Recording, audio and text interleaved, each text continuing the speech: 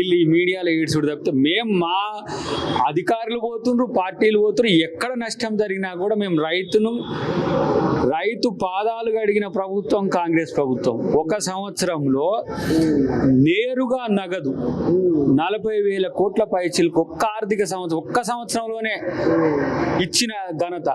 9 సంవత్సరాలు ఏలిండిన ఎవరు మన బక్కాయన బొక్కల పైనాడు. 10 పూలో పిల్లో కానీ బొక్కల పైనాడు ఇప్పుడు బక్కాయన.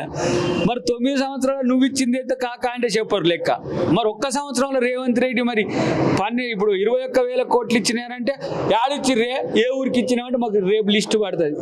ప్రతి ఊర్లే వాళ్ళని మల్లయ్యకి ఇంత ఇచ్చినాము, ఎల్లయ్యకి ఇంత ఇచ్చినాము, వచ్చి లిస్టు చూసుకోరు. ఆ లిస్టు కూడా పుసుక్కున్న ఫ్లెక్సీలు పెడితే అటు ఇటు చేస్తారని జర గట్టిగా రాపిస్తాం. ఇక ఏం చేయాలి, దాంట్లో వచ్చిన వాళ్ళు టిక్కు పెట్టుకోరు, రాని వాళ్ళు మళ్ళీ అడుగురి.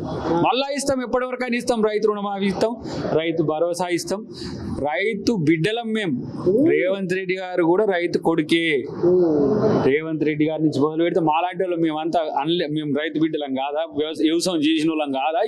వీళ్ళు ఎప్పుడు చేసిన వ్యవసాయం చేయించేటోడు రైతు అయితే వ్యవసాయం చేసేటోడేవాడు